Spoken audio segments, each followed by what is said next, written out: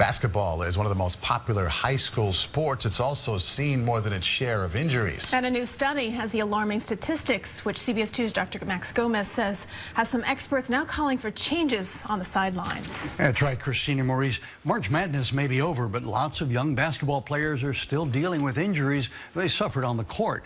Teens are more likely to break a bone in basketball than in other sports, for example. But other injuries could be handled courtside if schools had enough athletic trainers.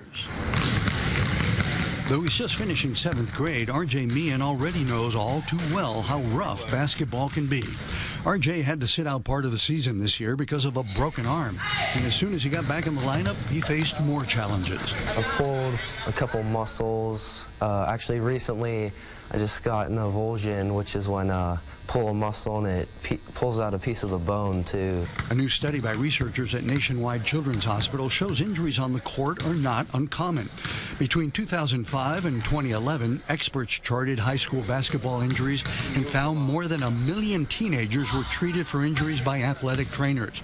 But 1.5 million were treated in emergency departments, a rate that's more than 42% higher. There's a lot of injuries that happen that are winding up in urgent cares and emergency departments that don't need to be there. Carrie Waypole says athletic trainers like her get to know players and work with them on a daily basis, not only treating them when they're hurt, but rehabilitating them so they get back into the game safely.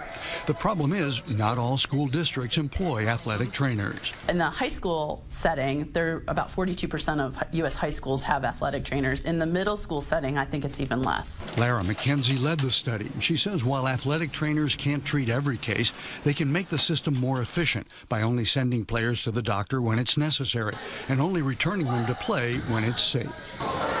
Now, the American Medical Association has called for all high school sports programs to have a physician director and an athletic trainer. Yet 15 years later, less than half of all schools have them. The issue, of course, is usually cost, where schools have to weigh budgets versus the safety of their students. Maurice? Okay, Doc, thank you.